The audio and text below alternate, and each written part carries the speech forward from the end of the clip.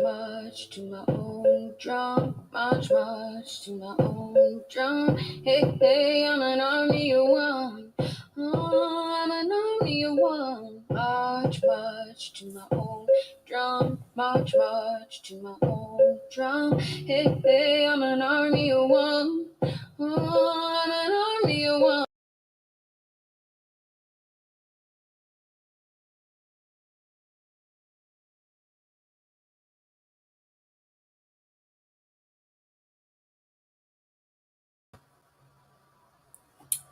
Y'all forgive me. I think I played the wrong one. I played the ending instead of the intro. So let me welcome you all to Doing Justice Brings Joy. I am so excited about this week's episode. You have no idea. One of my dearest and oldest colleagues um, in the fair housing community reinvestment movement, Josh Silver, is joining me today. Um, and we're going to be discussing his new book, um, Ending Redlining. Um, Ending Redlining through a community-centered reform of the Community Reinvestment Act.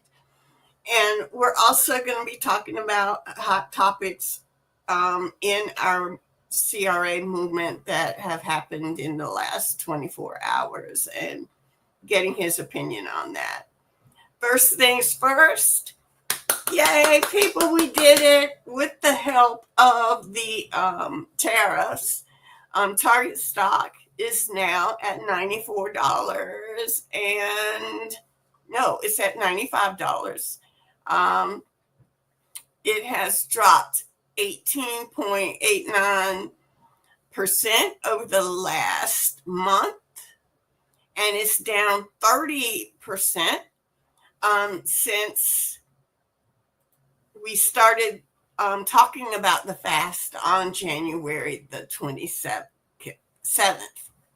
So the stock price has dropped. Foot traffic has dropped every week since the announcement of the Target fast. Most of that, we documented most of that traffic drop and sales drop last week. So when the reports come out, the CEO is not going to be able to say that it was the result of tariffs. Right now, tariffs have account for about 10% of the drop, but that 20% drop, we had that on lockdown last week. At this point, I also want to acknowledge that today, April 4th, is a traumatic and dramatic day in the history of our country. On April 4th, Dr. Martin Luther King was assassinated while he was standing in solidarity with sanitation workers in Memphis, Tennessee. But it was also the start of one of the most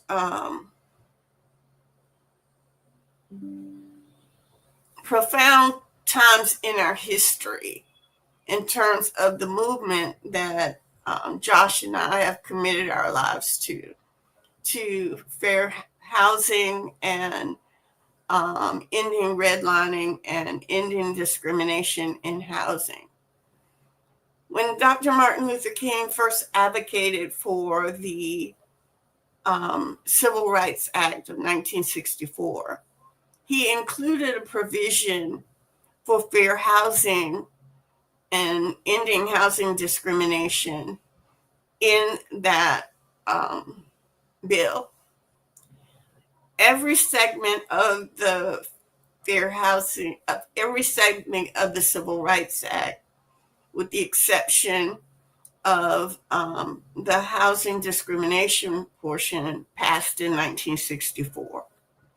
We got voting rights in 1965. And the struggle for housing rights, for equal access to housing, was a struggle that we engaged in and got absolutely no movement on at all. It was dead in the House Rules Committee, and the Southern members of the House Rules vowed it would never get out, and they had all the seniority and all the power, and they refused to move the bill. The Fair Housing Act is passed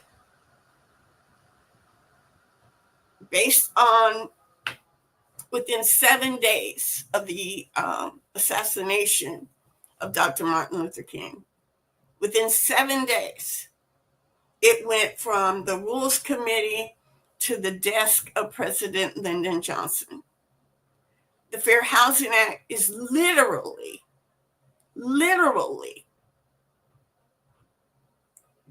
drenched in the blood of Dr. Martin Luther King. He was a living sacrifice for this law. And those of us who have devoted our lives to fair housing and equal housing opportunity and access to communities will never forget that. And at this time, I'm going to ask Mark if he will cue up, because I clearly don't know how to cue things up. If he would cue up a video that shares with you our story of why we are committed to this. And then after the video, you'll join me and Josh in a discussion around ending redlining by strengthening community-centered reform of the Community Reinvestment Act. Mark.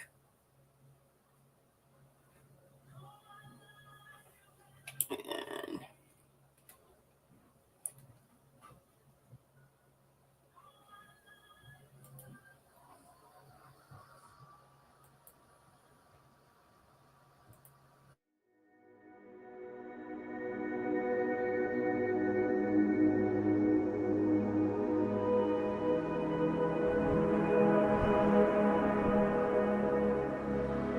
few in the nation believe that fair housing would in our time become the unchallenged law of this land. And indeed, this bill has had a long and stormy trip.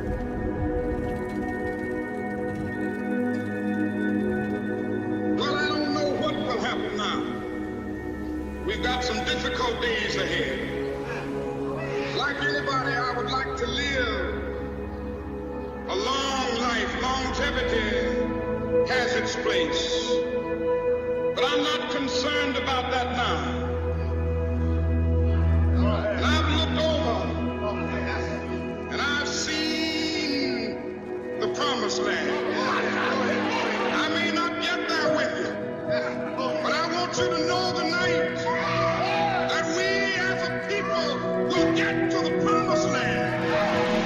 So I'm happy tonight. I'm not worried about anything. I'm not fearing any man. Ladies and gentlemen, Martin Luther King was shot and was killed tonight in Memphis.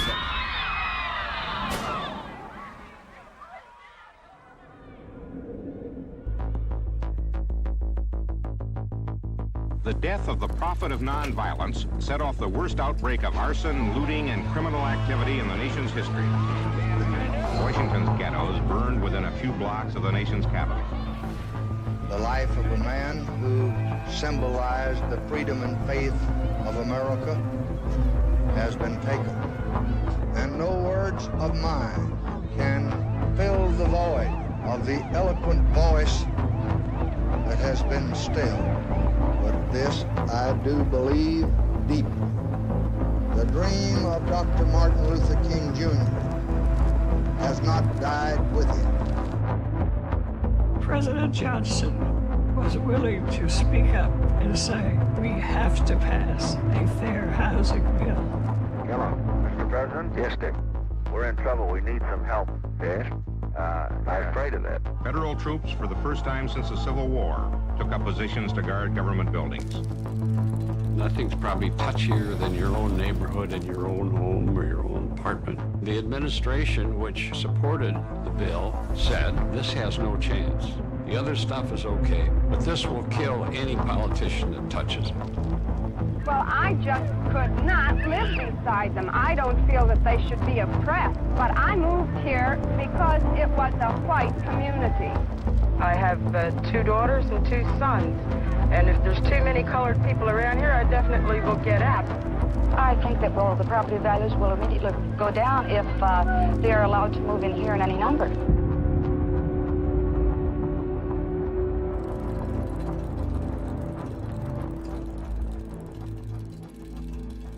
It seems as though our country is pulling apart into separate societies, where whites have jobs and Negroes have unemployment, where the middle class lives in suburbs and the poor are left in the ghettos, where one group of Americans looks upon another group of Americans with growing mistrust and even dread.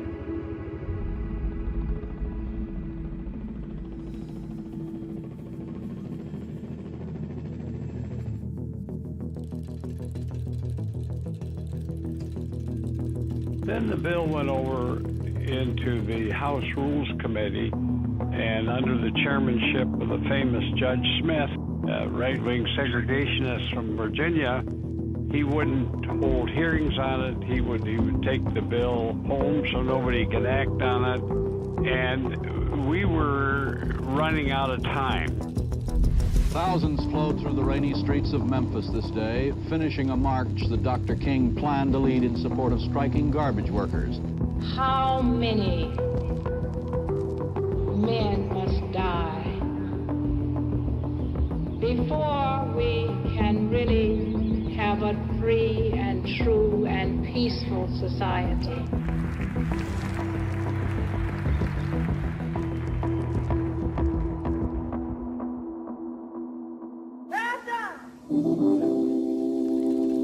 Cause you're present, Lord.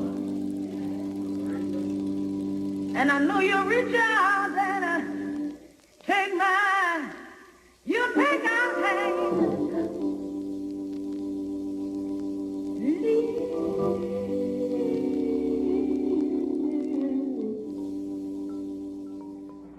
The death of Martin Luther King is a tragic thing, but no legislation should be passed as a memorial to anyone.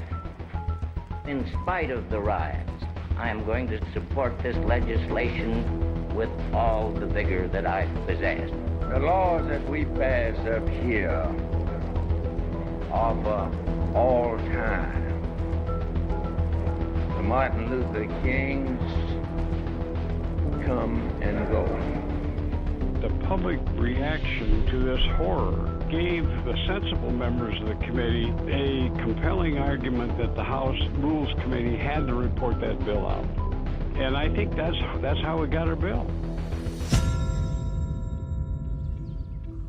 They just didn't dare bottle it up any longer. And I have a dream that one day Negroes will be able to buy a house anywhere that their money will carry them. At long last this afternoon, fair housing for all is now a part of the American way of life. Democracy's work is being done, and the bell of freedom rings out a little louder. We have come some of the way, not near all of it. The fight still goes on because we unfortunately have the laws, but we don't have the enforcement. That we have changed but we still have the same kinds of discrimination. The U.S. Commission on Civil Rights said today that efforts by federal agencies to end housing discrimination have been generally superficial or incomplete. President Carter has ordered federal agencies to use all means possible to strengthen fair housing programs. For the first time, people with disabilities and families with children will be protected from housing discrimination. President Reagan signed legislation today designed to toughen up the nation's fair housing laws. Why did you take part in this demonstration today? Just because there was a huge crowd, or did you have any personal reason? Well, I took part in this march today because of Martin Luther King and what he stood for, because this march is what he died for. You know what he stood for? Yes. He stood for nonviolence and peace for all men of all kinds. And I think if he died for it, I could carry out what he started.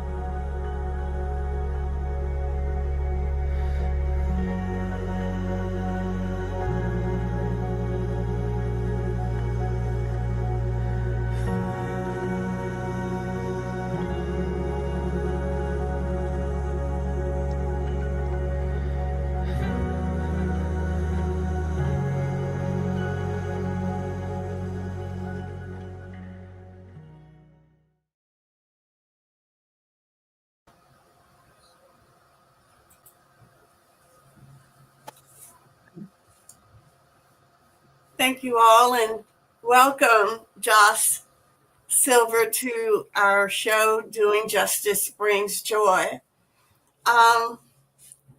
Josh, we've known each other for at least 30 years. When I think I first met you when there were only John Taylor, Josh Silver, Edith Hall, and Dika Adobe. I think that was the whole crew at the time. And we were in a little office up in the building the NCRC now owns. And we've worked together the entire time, trying to do our part to live out that dream and prepare the nation for the dream. It's been 57 years since the passage of the Fair Housing Act. And just want to get some of your thoughts on that before we start our more general discussions. Well, Stella, thank you so much for having me on this show. I'm very excited.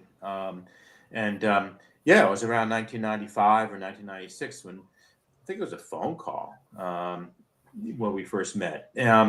You missed two people from NCRC, Charles Powell and Barbara Craig back then. Oh, I forgot Charles. Yes. And both of them are in my heart and wonderful human beings.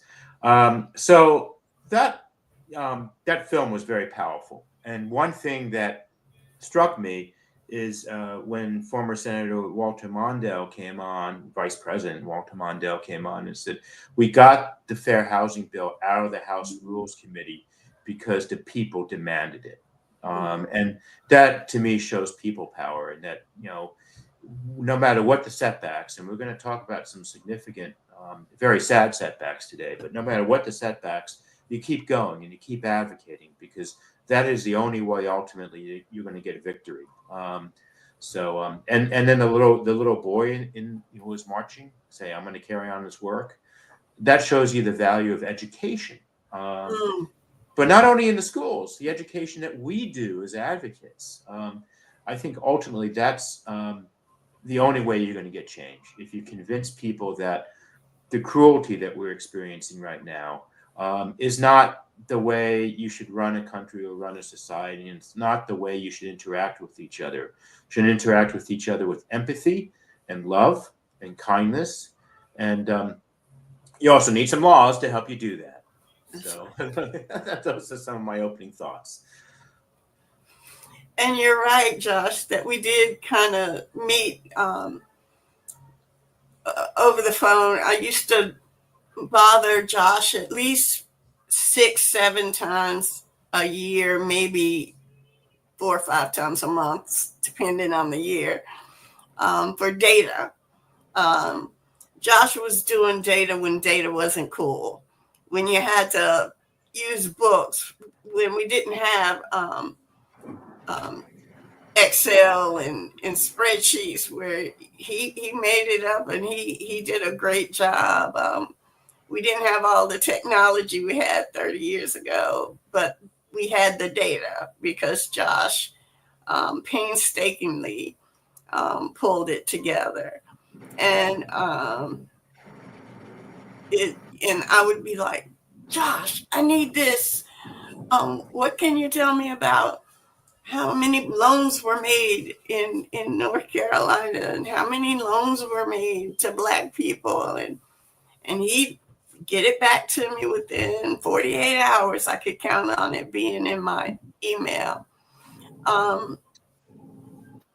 But Josh, it was either email or snail mail back then. Well, actually, it might be snail mail back then.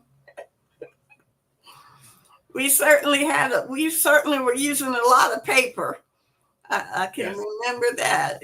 There was no PowerPoints. We were definitely using charts and paper. I know one time we were going after was it the payday lenders, or maybe it was early predatory lending. We did an action out in front of this hotel with a toy swimming pool, and we were like fishing for sharks and stuff. And we've done a lot of fun things over the years. And Josh, I just want people to know a little bit about you as an individual person and some of your other passions. So just share a little bit about who is Josh Silver. Oh, wow. I've passed my 6th decade just recently. I was born on April Fool's. Happy belated birthday. Thank you. So what else is there to say about me? I've actually said this to NCRC members and others. When I was born, my brain was deprived of oxygen for a split second. And what that does to a lot of young kids is it for me, it created a learning disability and a hearing impediment. And so when I was young, kids are very perceptive. And when I was young, I was bullied. And I was also bullied because I was Jewish. So you combine a deficit with words and speech with being a religious minority in this country. And from a very early age, I got a sense of persecution really stings. Bullying really hurts. So you can respond by becoming a cruel person yourself, or you can respond, I think maybe I was lucky I had good parents. You respond with empathy. You respond and say, I want to help other people overcome, unfairness. And so fast forward, that's what I dedicated my career to. And I always kind of liked scientific inquiry and data. Then also combine that with some writing. I also like writing. So as a young adult, I found myself at the National Community Reinvestment Coalition that is a proponent of the fair lending laws, including the Community Reinvestment Act, and using publicly available data to empower people. So people know banks in their community, how to what extent are banks lending to African Americans. The data will tell you the number of loans they made to African Americans out of all of their loans. And you can see whether the bank is doing a good job relative to its peers or a bad job relative to its peers. And, 2% of loans to African Americans versus 12% of home loans to African Americans. That makes a big difference in terms of wealth building. So if it's more like 2%, we'll talk a little more on the show how the Community Reinvestment Act empowers people in the community to do something about that. So we have a saying at NCRC: data drives the movement for economic justice. Knowledge is power and data is power. And it was our job, and I took it very seriously, almost sacred in a way, to help get data in people's hands in the community and to empower them. Yeah, and data is the key. The data, the report cards that you came up with, all those things that you really are created in our movement is just so important. And I want to talk a little bit, and I'm trying to decide, do we want to, I think I want to talk about your book a little bit, and especially and get some feedback from you and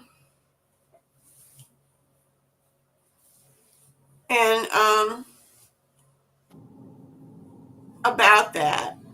Sure. Well, let me give you sort of the elevator pitch of the book. I'm going to show it. Ending redlining through a community-centered reform of the Community Reinvestment Act. And that's a picture of a bank. And, redlining is, you draw red lines on the map. Let me actually show you a map. This is an example, if you can see it. This is an example of discrimination that was perpetuated by the federal government. In this case, the Federal Housing Administration. And the red areas on the map, guess what? That's where communities of color, and the green areas were predominantly white and middle and upper income communities. So the thinking those days were racist, that the red communities posed an high risk to lenders, and that you should avoid those areas, even if you have bank branches in those areas. This is Washington, D.C. So those of you who may know D.C., it's a diamond. And the African-American communities, it could be kind of backwards on this map. The African-American communities are on the the western side of the city.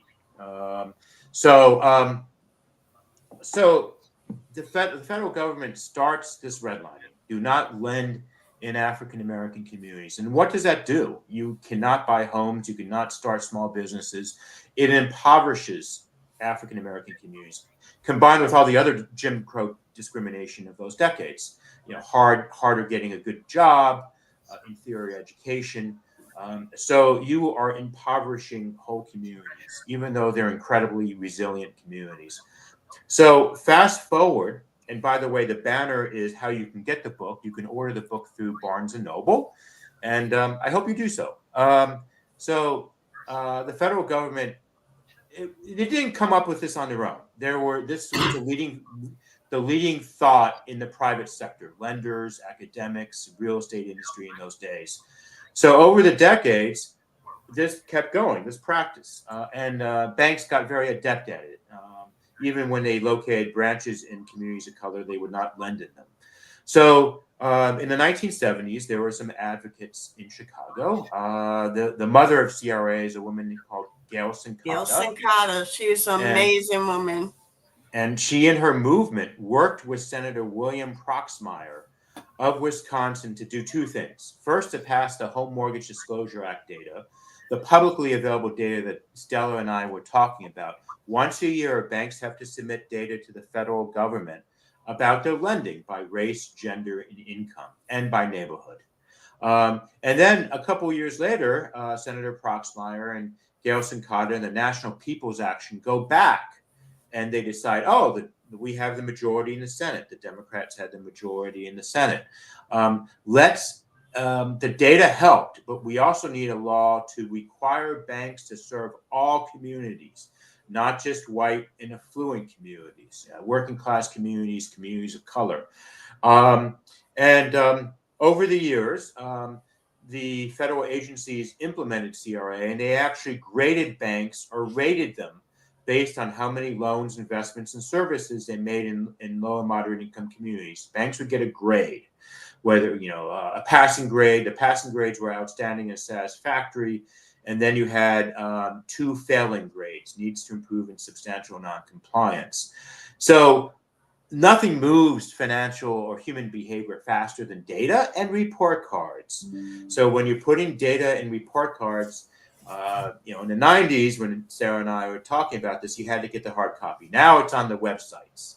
So what does this do? When a community organization knocks on the door of a bank and says, you need to improve your record in lending to low and moderate income communities, the banks will actually open the door and have the community organizations sit at the table and work out whether it's a partnership for an affordable housing development or whether it's a partnership for a home ownership lending initiative. The banks will make homeowner loans, and the community organizations will offer housing counseling for people who've never owned homes before, and how you go through the process and how you save for home ownership. And then when banks want to merge, Senator Proxmire and his staff, I was fortunate enough to interview one of his former staff persons, a well-known journalist named Robert Kuttner. They wanted this to also work during the merger application process. Mm-hmm. There were thousands of banks back in the 1980s. There's still about 4,800 banks.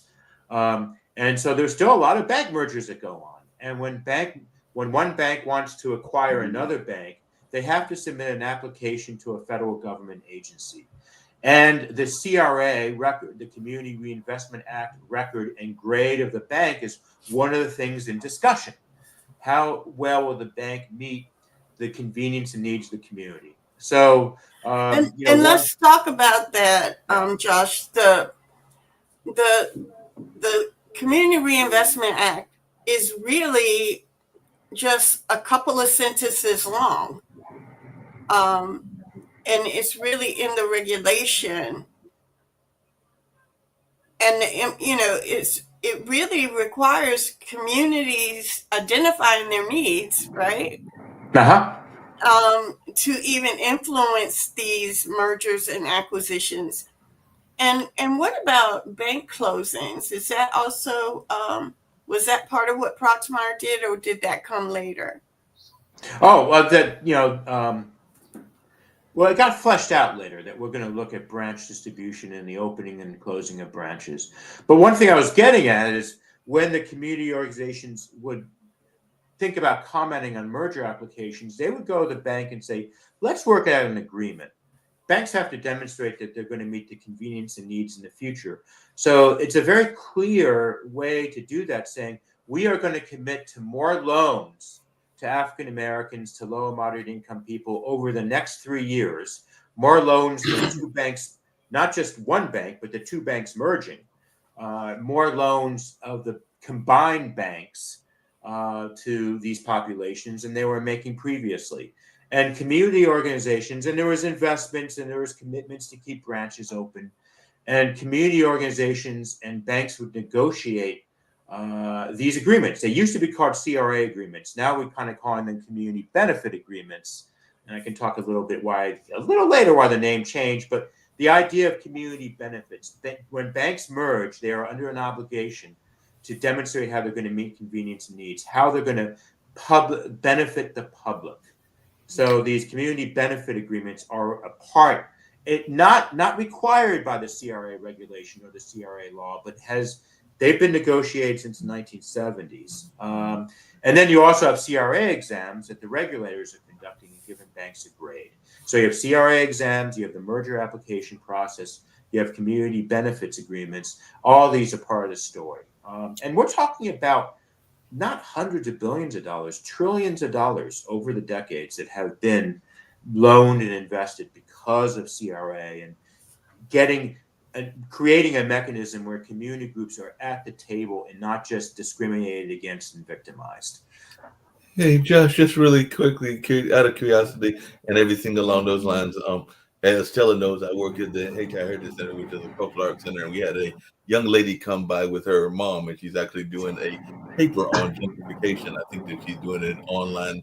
I think she said she might have studied at Kennesaw or one of the smaller colleges and all along those lines. But she was surprised when she was looking at the history of Haiti and the notion of institutional or structural racism and everything like that. And her mom was saying that what happened at Haiti was proof of structural racism. So I just wondered if you could maybe talk a little bit about the parallel between what was going on with the banks and what was happening with the highways, because it seems to me that those are two examples of ways of structural racism and what was going on in that space. Because we know a lot of times, just like they targeted the banks in poor communities, they were targeting the highways in poor communities, often communities of substance in our African American community and all along those lines. But I just wondered your take on that, and then if any of your research touched on that. Yes, I mean, so this is structural racism. It's racism not just in one sector, the private sector, but the public sector as well. And, the job market, the education system. I mean, you just go through society. And in starting in the 40s through the 60s, what you had the government combining with banks and developers to create suburbs where you had home ownership, but guess for who? For white people. So you had, and then after World War II, you got the GI Bill. You go to college, or you could get an FHA loan if you're a white soldier returning, but not if you're an African American soldier. So from like 1930, and government guaranteed loans. That means if the loan goes bad and the borrower cannot repay, the government absorbs the loss, not the bank. So FHA lending in these decades, 1930 to 1960, was one of the major, if not the only game in town. And about 1% of these loans went to African Americans, 1%. So you create these white suburbs, but you still had a lot of white-collar jobs in the city. So the suburbanites needed to get to the city. So let's build highways and pollute our air with cars. And to get the white people to work, and the highways will slice through the African American communities and destroyed the vibrancy and destroyed a lot of African American communities. And in some instances, the communities fought back. In a lot of instances, they couldn't because of rampant Jim Crow and violence. But in Washington, D.C., they stopped this. They stopped a highway going through the middle of the city. And there was a strong enough community opposition to stop this. It's pretty phenomenal. But in a lot of areas, they were not. You had home ownership for the whites in the suburbs. You had poverty, inner city poverty for African Americans in the cities. And then, the conservative politicians, Richard Nixon started this, and then Ronald Reagan. Oh, it's the African Americans. It's their fault. They do crime. They get welfare checks. They're lazy. All the stereotypes. But it's structural racism. So then you get to the 90s. And the suburbs are kind of getting boring for, kind of white younger people. And they want to live back in the city closer to their jobs. So they will go where housing prices are initially low to some African-American communities. And they have savings. Their parents have savings. They can get savings for their down payment. And they buy houses in a lot of these communities that were devastated. And then you have a wave of gentrification, right, which again victimizes African-American people. And a lot of times, whites are disproportionate beneficiaries of gentrification.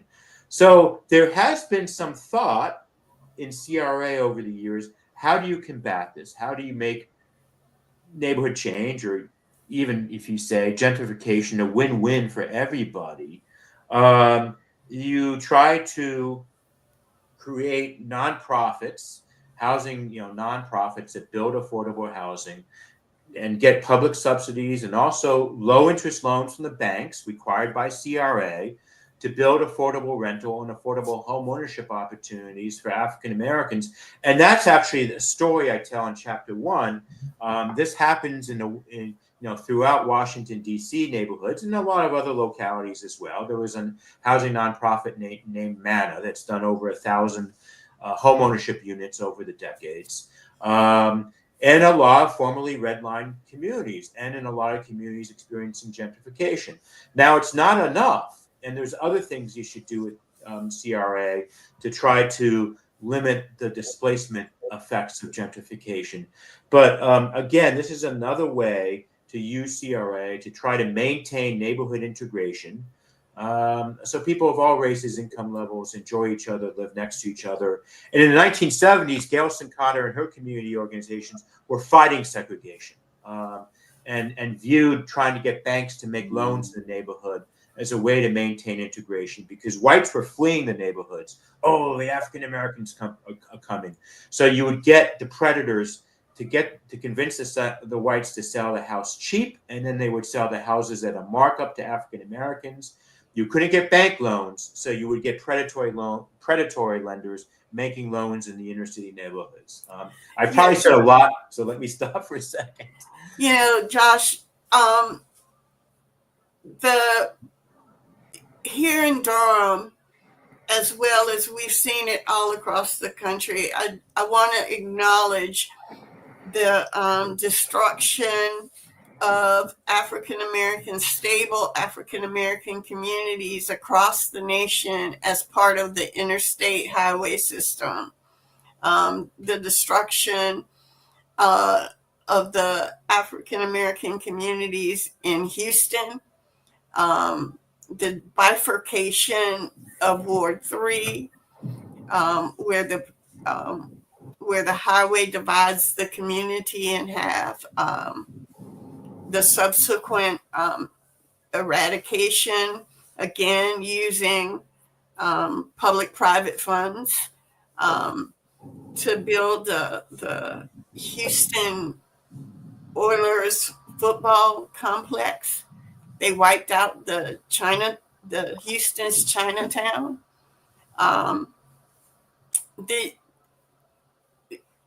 We have to understand and share with the viewers the role of the government, of the Homeowners Loan Corporation, of FHA, in the devaluation and devastation. If you can't get a home improvement loan, your home you're not going to be able to rehabilitate your home and keep it up.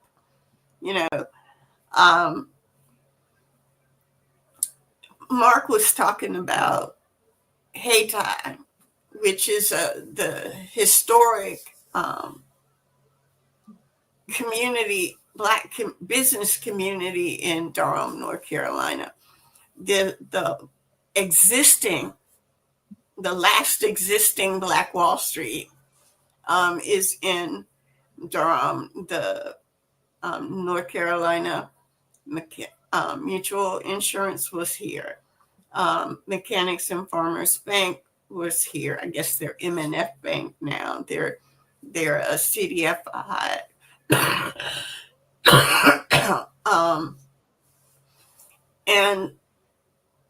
And we had our own insurance company, but all of that was destroyed by a highway coming through and destroying all that Black wealth, right? And I would say thanks to the Community Reinvestment Association of North Carolina, Peter Skillern, and my work and the work of many other advocates and activists here in Durham, we've been able to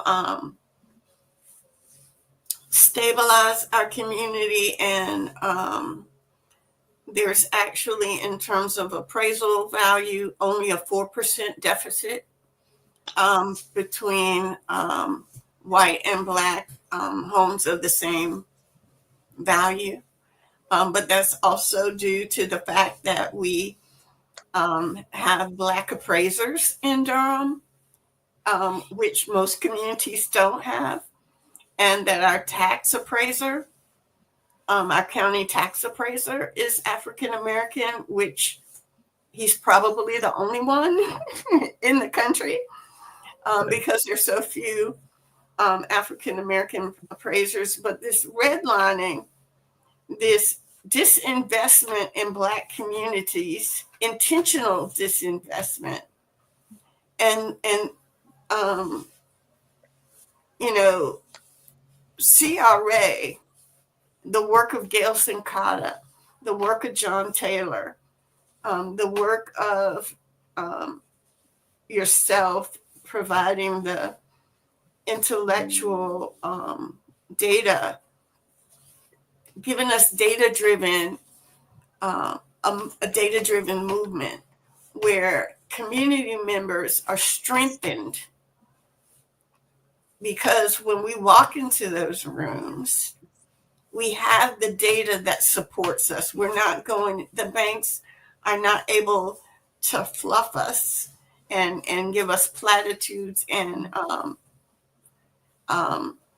you know, sponsor our dinners and get CRA credit for that. And that's a large measure to the work that you have done to empower community groups across this nation through your data drives the movement philosophy.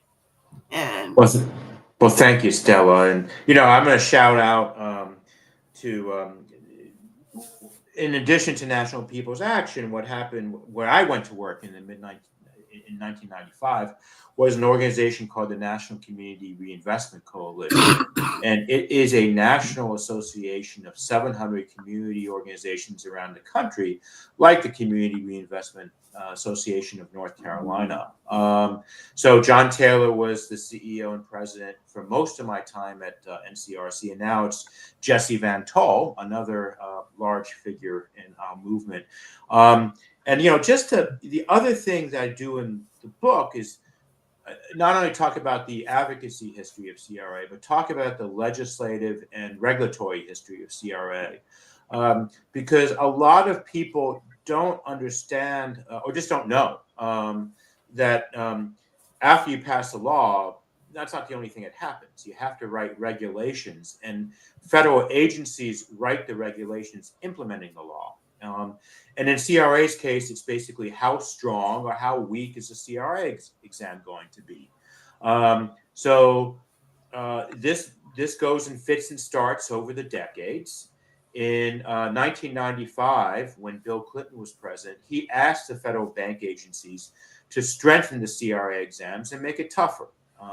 You know, you can think when you were a kid, courses that were easier and courses that were tougher. And even though you didn't like the tougher courses, you didn't like eating the spinach, you probably learned more from the tougher courses. So if the CRA exam is tougher, but fair, you're going to get more safe and sound lending in low and moderate income communities. So there was a major reform to the CRA regulations in 1995. Then in subsequent years, there was a little bit of weakening of the CRA regulation during, we call him Baby Bush, but George Bush, the son. But, you know, it was a weakening, but it wasn't the worst thing that could have happened. But then after that, we fast forward to the Biden administration in 2023, there was a major reform to the CRA regulation and CRA exams, because what happened between 1995 and 2023? One thing that happened is something called the internet. And banks are still making a lot of loans through their branches. Most banks make most loans through their branches. But there is also a lot of banks that make loans through brokers, through the internet. So you have to update the geographical areas on CRA exams to take this into account. And that's one thing that the 2023 CRA update did, the new regulation in 2023. The other thing that happened is there was an act passed in 2010 called the Dodd-Frank Wall Street Reform and Consumer Protection Act of 2010. And this is in response to the financial crisis. And it basically outlawed predatory lending. That's a whole nother discussion. But one thing it also did is improve the publicly available data that empowered Stella Adams and a lot of other community organizations around the country. And one area of data is small business lending. We don't have we have a little bit of data on where the small business loan was made. and whether it was made to a small business with revenues less than $1 million. But we don't know whether it was made to a woman-owned small business or a minority-owned small business. So this requirement, the small business lending data, passed in 2010 part of Dodd-Frank, and it took several years to get the regulation. The Consumer Financial Protection Bureau implemented the small business lending rule. What data are banks required to collect? So I'm going to end this on this round of comments on a somewhat pessimistic note, but also maybe a little hopeful note. We have a new president, and elections have consequences. Mm-hmm. And we just learned last week that the Trump administration, their heads of the bank agencies are going to repeal the 2023 Biden CRA regulation. And this is something that people like myself and Stella have literally been working for 20 or 30 years. Yeah. And then we just learned yesterday the Trump administration is going to go back and rewrite the small business data rule and probably make it a lot weaker. But I'm going to end with this. So you could just be profoundly sad and just walk away. That's not in the nature of Stella Adams or Josh Silver. You're sad for about a day. You wake up the next day. Maybe you're sad for more than one day, but you wake up the next day, you dust yourself off, and you advocate. There will be a proposed rulemaking for the repeal of the 2023 CRA regulation. We're going to comment, and there will be a rulemaking on the new small business data.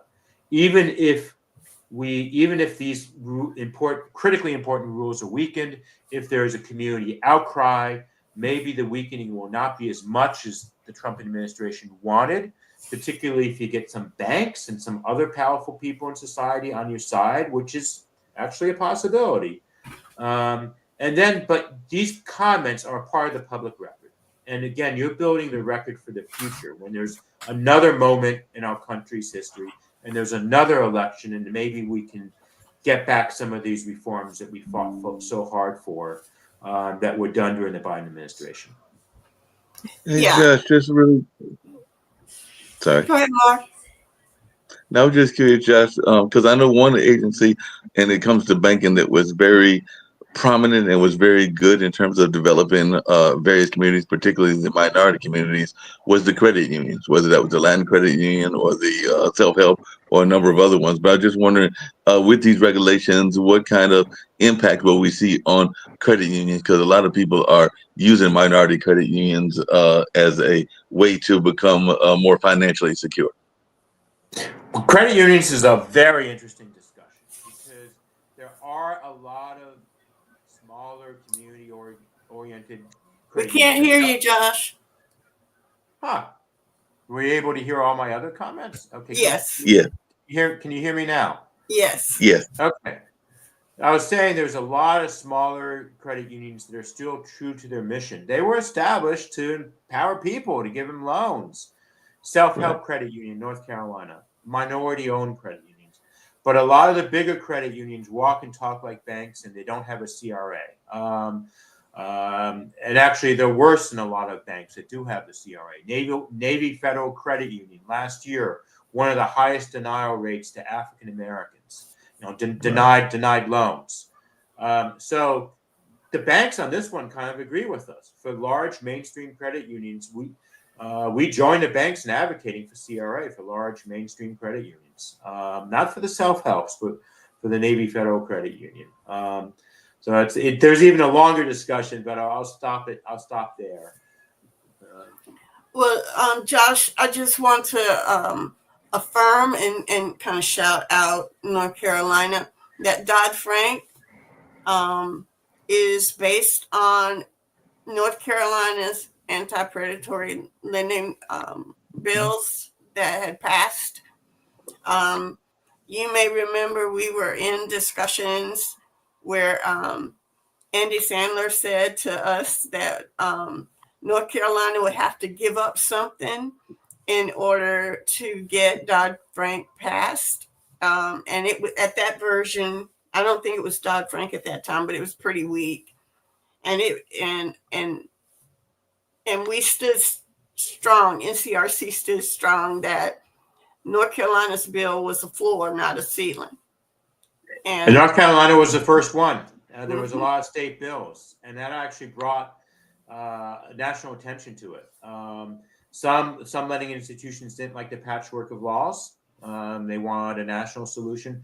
And the financial crisis, too, was quite an impetus for action. Mm-hmm. So I just want, we're kind of running short of time, but I just want to say that we are so excited about your book. Your book has been hailed by the highest authorities in terms of how good this book is. Leah Rothstein, Dan Immergluck, and the hero of the CRA, academic world, Greg Squires, did the foreword to your book. On this day, we have the Fair Housing Initiatives program that was so central to my work has been dismantled under this administration. Diversity, equity, and inclusion. And Josh, you know, I was the chief of equity and inclusion for NCRC. So the dismantling of that is undocumented.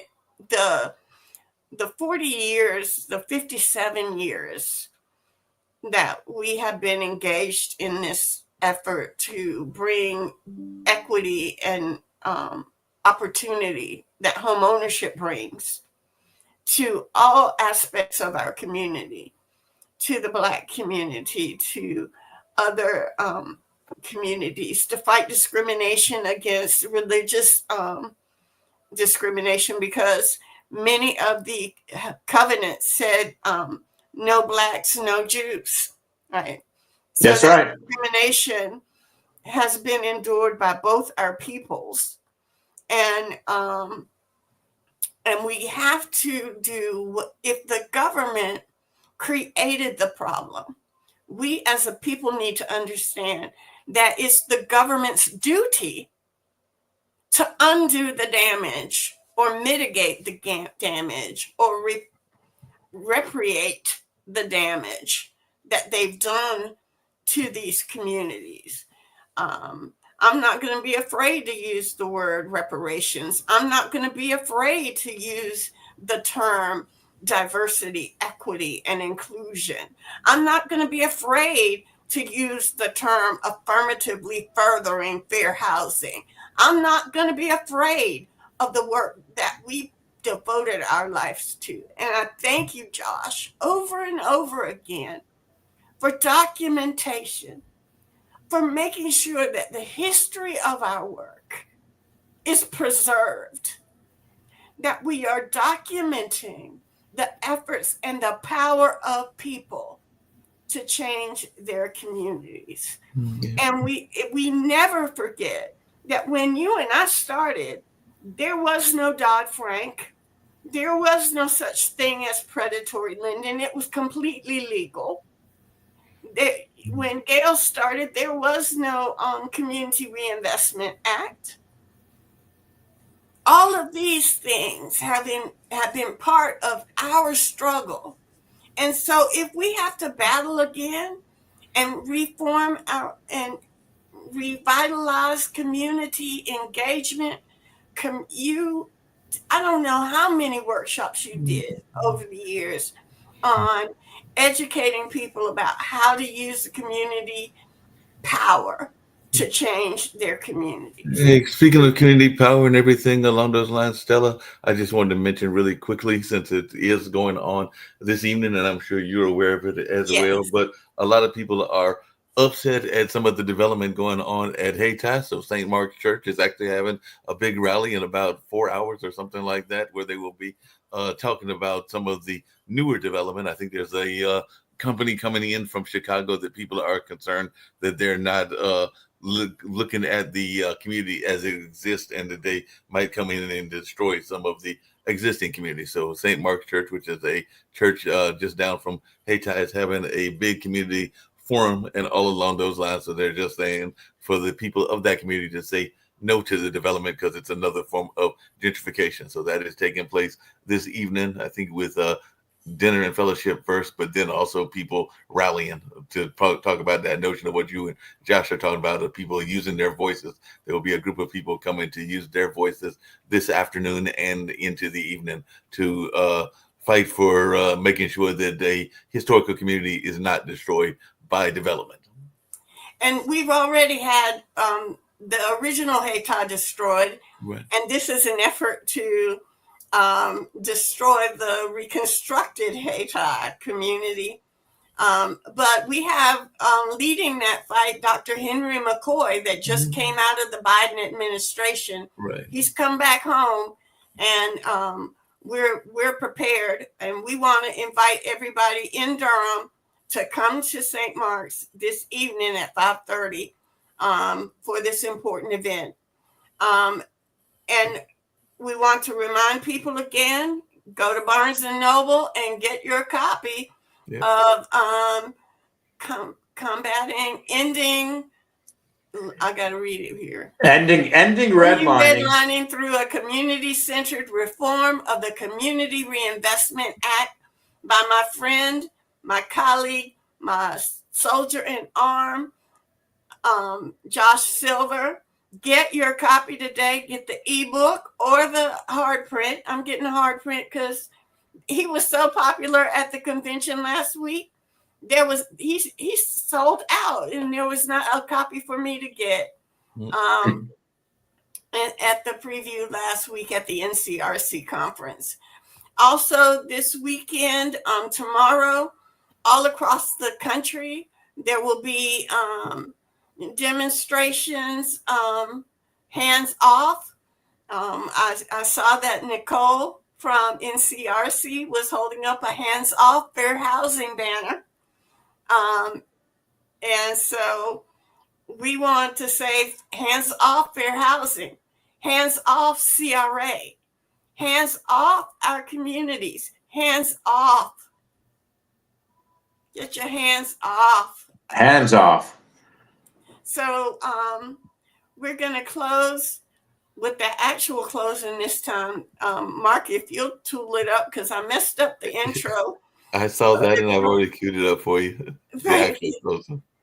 So I want to, again, I just love you so much, Josh, and I hope you'll come back and be on the show again as we prepare the community to issue comments. One of the things we used to do when we were young and in the game is we would draft comments for communities and help organize ordinary people to go and to in front of regulators and tell their stories.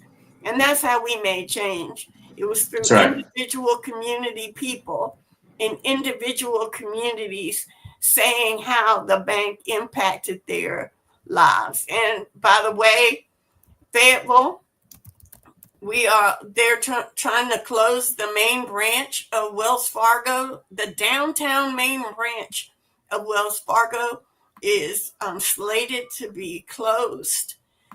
What that will do in terms of devastation of the revitalization of downtown by having one of the pillars of downtown, signature downtown banks close. We're fighting that. If you want to know more, if you're in Fayetteville, contact Kathy Griggs or Carl Manning. We're organizing down there to figure out how to save that branch. And again, thank you, Josh. Josh, do you have any last words you want to share?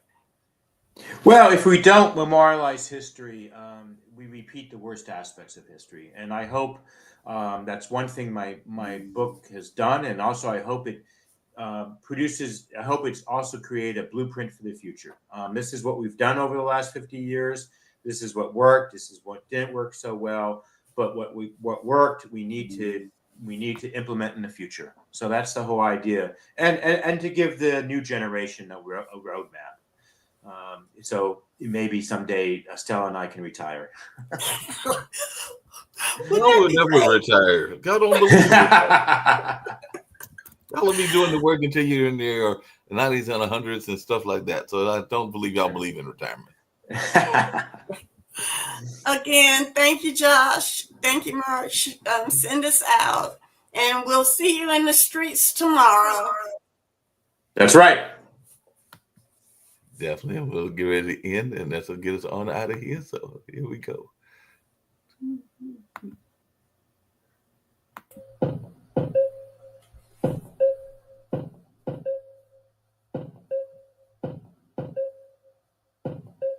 March, march to my own drum. March, march to my own drum. Hey, hey, I'm an army of one.